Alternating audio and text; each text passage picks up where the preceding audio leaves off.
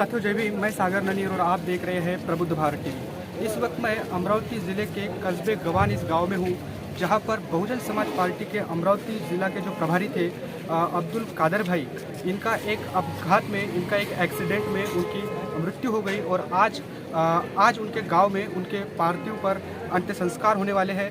आपको बता दूं कि 15 मार्च को मान्यवर कांशीराम साहब के जयंती के अवसर पर वो अकोला में आए हुए थे और बतौर एक प्रशिक्षक के तौर पर, यानी एक दिन का कैडर कैंप रखा गया था और प्रशिक्षक के तौर पर वो वहाँ पर आए हुए थे। पूरा दिन उनका उधर गया, अकोला में गया। मैं खुद भी वहाँ पर उपस्थित था, उनका एक इंटरव्यू भी मैंने लिया। दिन भर मैं वही था और लगभग शाम के 5 साढ़े 5 बजे वो अकोला से अमरावती की ओर बढ़े। 2 व्हीलर पर वो जा रहे थे और अकोला के एक साथी उनके साथ थे, अकोला जिला के प्रभारी बाड़ा साहब झोंके। लगभग वो अकोला से निकलने के बाद एक गांव है लोनी टाकड़ी करके, वहाँ से वो गुजर रहे थे तो वहाँ पर उनका मतलब एक्सीडेंट हुआ और उसके बाद वो अमरावती में एक प्राइवेट हॉस्पिटल खास वहाँ पर उनको भर्ती किया गया और वह उनकी कंडीशन क्रिटिकल थी, तो उसकी वजह से उनको अमरावती से नागपुर में शिफ्ट किया गया। और 4 दिन बाद आज 19 तारीख है, उनका आज मतलब सुबह 4 बजे डॉक्टर ने ये घोषित किया कि ये अब नहीं रहे। आज उनके इस गांव में मैं आया हुआ हूँ, यहाँ पर कुछ साथी आए हुए हैं, उनसे बातचीत करने की कोशिश करेंगे। क्या कुछ उनका व्यक्तित्व कैसे था, पार्टी के एक वरिष्ठ पदाधिकारी थे, अमरावती जिला के प्रभारी थे। आपको एक खास बात बता दूं कि वो एक प्रखर अम्बेडकरवादी थे। वो हमेशा कहा करते थे कि मैं एक अम्बेडकरवादी मुसलमान हूँ और बाबा साहब के बारे में, फुले के बारे में, शाहू के बारे में एक प्रखर जानकार वो थे। और आज एक बहुत बड़ी क्षति पार्टी को ही नहीं बल्कि समाज को भी पहुंची है कि वो आज हमारे बीच नहीं रहे हैं। सर, सबसे पहले तो आपका नाम बताइए। मेरा नाम दीपक धुरंधर, संचालक career point academy Amravati. Sir ये बताइए कि अब्दुल कादर भाई आज हमारे बीच नहीं रहे हैं, कैसे व्यक्तित्व थे वो, उनके बारे में थोड़ी बहुत जानकारी हमारे दर्शकों को दीजिए। अब्दुल कादर भाई एक सामाजिक कार्यकर्ता के साथ साथ में एक बहुजन मूवमेंट में वो काम करते थे और जो भी काम करते थे पूरी समर्पित भावना के साथ उन्होंने पूरी ज़िंदगी मिशन मूवमेंट को लगा दी है। वो सवेरे 7 बजे 8 बजे घर से निकल कर रात्रि 10-12 बजे तक एक ही काम करते थे। जो भी मिला, जो भी साथी मिलता है, जहाँ भी स्टॉप मिलता है, वहाँ पर फुले शाह अम्बेडकर की विचारधारा की चर्चा करना, उनको मूवमेंट की जानकारी देना और उनको जो भी महापुरुषों का इतिहास है सही मायने में बताना, ऐसा उनका डेली रूटीन था। आपकी आखिरी मुलाकात कब हुई थी? मेरी आखिरी मुलाकात 15 तारीख मतलब 13 तारीख को मुलाकात हुई। वो मेरे पास आए थे, बैठे थे। उन्होंने विलासनगर में साहब कांशीराम जी, इनका जयंती दिन के मौके पर कुछ कार्यकर्ता साथ थे, उनका भी कार्यक्रम था। उस दौरान मेरी चर्चा हुई और दूसरे दिन उनकी न्यूज़ ही आई, उनका एक्सीडेंट हुआ करके। तो एक मुझे ये बताइए कि एक व्यक्तिमत्व वो कैसे थे, मतलब समाज में उनकी कैसी पहचान थी और समाज को कैसे जोड़ कर रखते थे, क्या खूबी थी उनमें? उनमें एक खूबी थी कि वो मिशन मूवमेंट के लिए पूरी तरह समर्पित थे। उनका एक पैसे का भी लालच उनका नहीं था, ना घर संभालते थे या कोई जॉब करते थे। पूरा दिन उनका मिशन के काम के लिए जाता था, या तो फिर उनका खर्चा भी कुछ नहीं था। जो हमारे मूवमेंट के लोग हैं उनको थोड़ा बहुत जो भी देते थे या खुद के पास का, बाकी कुछ भी नहीं था। मिशन और मिशन, डॉक्टर बाबा साहेब आम्बेडकर का मिशन रात दिन वो लोगों को बताते थे, बस एक ही काम था उनका। आप उनके संपर्क में कब आए? मैं तो बीते 25 साल से उनके संपर्क में हूँ। जब से भी मैं देखता हूँ उनको, वो बहुजन समाज पार्टी और मिशन मूवमेंट की बातें करते थे। हर दिन उनका कहीं ना कहीं कार्यक्रम होता था, कैडर कैंप रहो या जाहिर सभा रहो या पार्टी की जो भी जिम्मेदारी है वो तो भी संभालते थे। मैं भी आपको बता दूं कि मैं जब 7-8 साल का था, मतलब 7वीं 8वीं कक्षा में था, तो मैंने पहली बार उनको सुना था। बहुत ही अच्छे तरीके से बाबा साहब को वो प्रस्तुत करते थे, समाज में बताते थे और एक तरीके से समाज भी उनकी ओर आकर्षित होता था, उनकी बातों को समझ पाता था। लेकिन आज ऐसा व्यक्तिमत्व हमारे बीच नहीं है। हमारे साथ और भी कुछ साथी हैं, उनसे भी जानने की कोशिश करेंगे। राजू बसवनाते साहब हमारे साथ है, अमरावती ज़िला के ही हैं वो, उनसे भी बातचीत करने की कोशिश करेंगे। सर ये बताइए कि जो अब्दुल कादर भाई थे उनके बारे में संक्षिप्त में बताइए थोड़ा बहुत, क्योंकि आप उनको शुरुआत से जानते थे। कैसे व्यक्तिमत्व थे और किस प्रकार उनकी लगन मतलब इस मिशन के प्रति समर्पित वो थे, थोड़ा बहुत हमारे दर्शकों को बताएं। कादर साहब ये बहुजन मूवमेंट को समर्पित कार्यकर्ता थे और रात दिन पूरी ईमानदारी से, बहुत ही प्रामाणिक व्यक्तिमत्व इनका था और पूरी ईमानदारी से लगे हुए थे कि बहुजन समाज पार्टी की मूवमेंट, सर्वजन हिताय सर्वजन सुखाय की मूवमेंट कैसे आगे बढ़े। वो किसी से भी नहीं डरते थे। उनको बहुत सारा विरोध भी हुआ मुस्लिम समाज से, लेकिन वो मुस्लिम समाज को समझाने में लगते थे कि ऐसा नहीं ऐसा है, और सभी को सम्मान देना उनका काम था। हमने जब से मैं अमरावती जिले का प्रभारी था और मेरे साथ में उन्होंने काम किया है। काम करते समय वो किसी से भी नहीं डरते थे और जहाँ भी बुलाए पूरे महाराष्ट्र में कहीं पे भी बीएसपी का कार्यक्रम होता था वो वहाँ पे मौजूद होते थे। कितनी भी रात हो जाए, 1 बज जाए 2 बज जाए, वो उनके 2 व्हीलर से निकलते थे और उन्हें अपने घर पे जाके पहुँचते थे। कभी भी उन्होंने किसी से भी कोई वाद नहीं किया, कोई झगड़ा नहीं किया। बहुत ही मिशन के प्रति उनकी प्रामाणिक भावना थी, हमने देखा है। और आज हमारा साथी हमारे से बिछड़ गया है, वो निकल गया है, तो पार्टी का बहुत बड़ा नुकसान हुआ है। एक मुसलमान होने के बावजूद भी आम्बेडकरी मूवमेंट को उन्होंने आगे बढ़ाने का काम किया। जो बुद्धिस्ट लोगों को, बुद्धिस्ट फिलॉसफी जिनको अभी बहुत सारी मालूम नहीं थी, उससे भी ज़्यादा जानकारी कादिर साहब को थी और बहुत ही अच्छे व्यक्तिमत्व थे। आप क्या समझते हैं कि आप अब्दुल कादिर में हैं, उनकी जगह कोई मतलब अब खाली हो गई है क्या? पूरे अपने विदर्भ के अगर हम जगह देखें, कुल 12 ज़िले हैं, जहाँ पर भी जाएंगे तो अब्दुल कादिर भाई की पहचान थी और समाज के बीच जाकर वो फुले शाह अम्बेडकर मिशन बताते थे। अब उनकी ये जो कमी है, क्या ये महसूस हो रही है? क्या उनकी ये कमी कोई भर सकता है? बिल्कुल, बहुत बड़ी क्षति हुई है पार्टी की और ये जो कमी हो रही है वो कोई भर के नहीं निकालेगा, क्योंकि इतना बड़ा हमारा जो नेता हमसे चला गया है, उनकी जगह कोई नहीं ले सकेगा। क्योंकि इनका इतना स्टडी था समाज के बारे में या कल्चर के बारे में या फिलॉसफी के बारे में, और कभी भी उन्होंने भाषण देते समय या जानकारी देते समय कभी किताब हाथ में नहीं ली। उनको सारा याद था और पूरा वो माइंड लगा के वो बात करते थे। कभी भी किताब में से पढ़ के उन्होंने कोई जानकारी नहीं दी है और ऐसे व्यक्तिमत्व फिर से अपने को नहीं मिलने वाले। हाँ, ये बहुत बड़ी क्षति है पार्टी।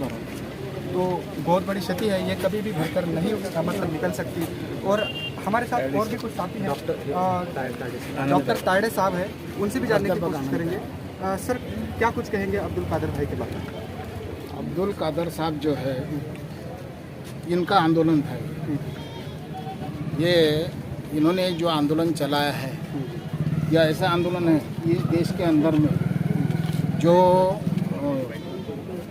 पूंजीवादी लोग हैं, पूंजीवादी के विरोध में जो कष्टकरी लोग हैं, इनका आंदोलन चलाने का काम कादर भाई चला रहे हैं। और इतना ही नहीं, तो फुले शाह अम्बेडकर की विचारधारा जो है, इन्होंने जिस तरह से सभी समाज में फैलाने की कोशिश की है, ये काम कोई भी नहीं कर सकता है।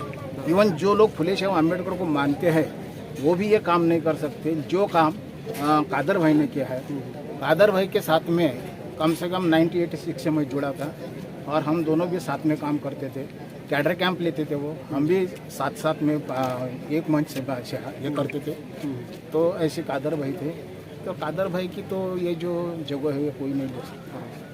आपकी आखिरी मुलाकात कब? मैं यहाँ बैठता था क्योंकि मेरे को पैर में। कोई बात नहीं, तब तक हम हमारे अकोला जिला के मिशनरी गायक हैं इंग्लिश साहब, उनसे जानने की कोशिश करेंगे। सर, अकोला में जब भी कादिर भाई आते थे तो मैंने सुना है कि वो आपके घर जरूर आया करते।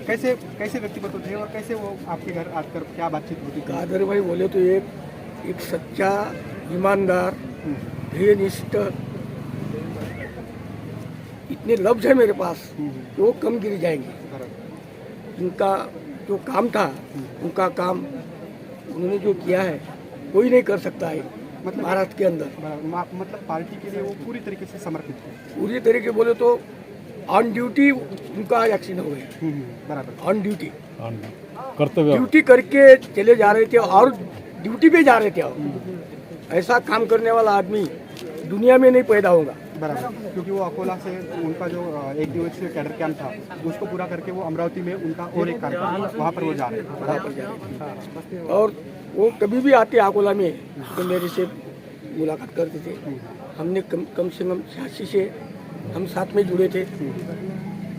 माननीय कांशीराम जी का कौन सा ही प्रोग्राम रहो, हम साथ में जाते थे, रेलगाड़ी से जाते थे और कभी पैसे की चिंता उन्होंने की नहीं। उनके पास पैसा रहो या ना रहो, मेरे को हरदम बोलते थे कि मेरे पास बहुत पैसा है। जो ये समाज जो है ना, ये समाज के पास में जितना पैसा है वो मेरा ही पैसा है, ऐसे बोलते थे और चले रहते थे। रात दिन उन्होंने काम किया। उनका एक पान खाने का भी अंदाज था। हाँ, पान के बारे में पान खाने का बोले तो हमारी मुलाकात होगी कि मेरे को बोलते थे दयानंद चलो पान खाएंगे। पान खाने के बाद हम 1-1 घंटा बातें करते थे। दूसरी बात उनकी नहीं मिशन रही, मूवमेंट के बारे में। मिशन की बात। फुले शाह आम्बेडकर सब जो मूवमेंट है ये कैसी अग्रसर होगी, वो कैसे बढ़ेगी, उसका उनको रात दिन चिंतन रहता था। और कौन सा ही प्रोग्राम ऐसा उन्होंने कभी छोड़ा नहीं, ये प्रोग्राम पे मैं नहीं जाऊंगा, ऐसा कभी बोला नहीं। ऐसा उनका काम था।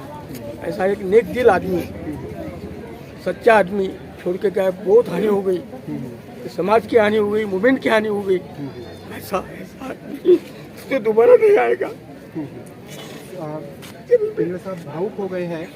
हमारे साथ और भी कुछ साथी हैं, हम दूसरे येलकर साहब है, हम उनसे बातचीत करेंगे। सर बताइए, उस दिन 15 तारीख को अकोला में वो आए हुए थे, आपने पूरी तरीके से प्रोग्राम अरेंज किया, पूरी तरीके से मतलब अकोला के गांव देहातों से भी लोग आए हुए थे, अलग अलग विधानसभा से भी लोग आए हुए थे। तो उन्होंने कैसे मार्गदर्शन किया और किस प्रकार, मतलब क्या कहेंगे? दो मिनट। पहले तो कादिर भाई, अब्दुल कादिर भाई को मेरा अभिवादन। उनकी विचारधारा को मैं पूरी तरह से समर्पित हूँ।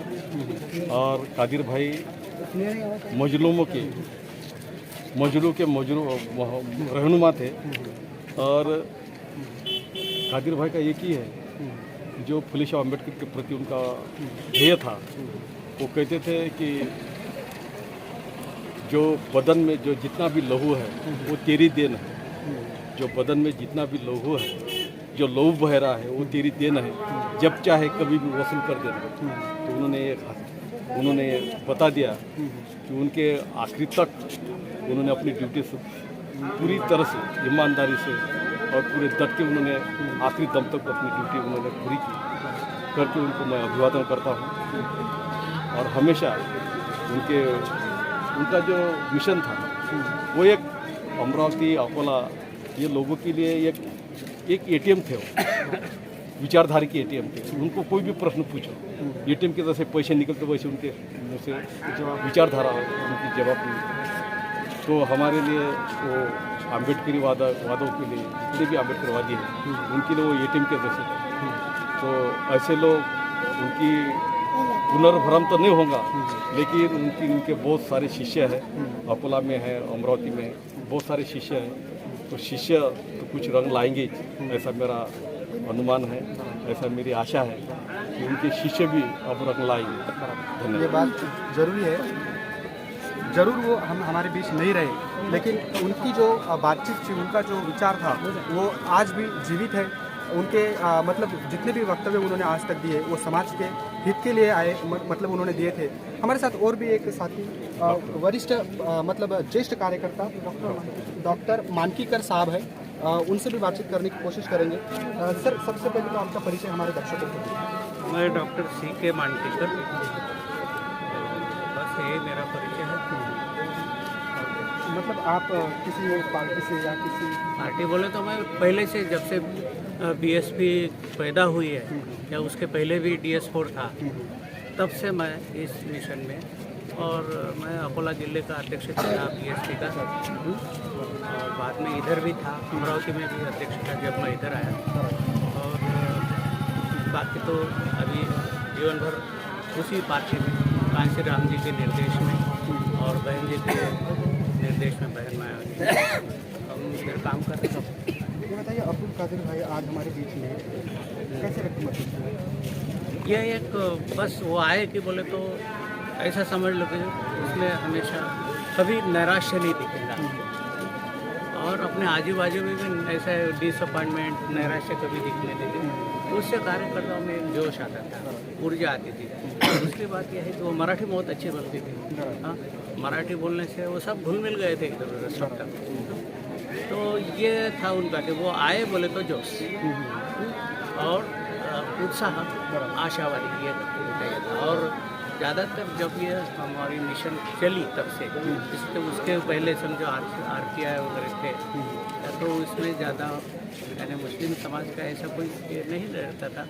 एक आधा कोई रहा तो रहा, लेकिन जैसा कार्य करने के लिए, बोलने के लिए, तो इन्होंने जितना आत्मसात किया था, वो इकलौते इस अकोला, अमरावती और यूँ कहें कि हमारे पूरे विदर्भ के जितने भी 12 जिले हैं उसमें वो हाँ मैं तो अमरावती में ज़्यादा रहा, अमरावती में, लेकिन अकोला में भी उनसे बहुत बार मुलाकात रही। और यहाँ जब भी आता था तो मैं उनको फ़ोन करके, लेकिन वो काम में हमेशा रहते हैं और पार्टी के काम में रहते हैं, ऐसा कुछ नहीं। क्या कहेंगे आज उनकी ये तो बहुत बड़ा दुखद हुआ, क्योंकि उनका वैसे तो कोई उम्र नहीं था। और अभी जो है देश में जो हालत है, उसमें जो BSP उभर रही है, हाँ, उसके लिए उनकी बहुत ज़रूरत है।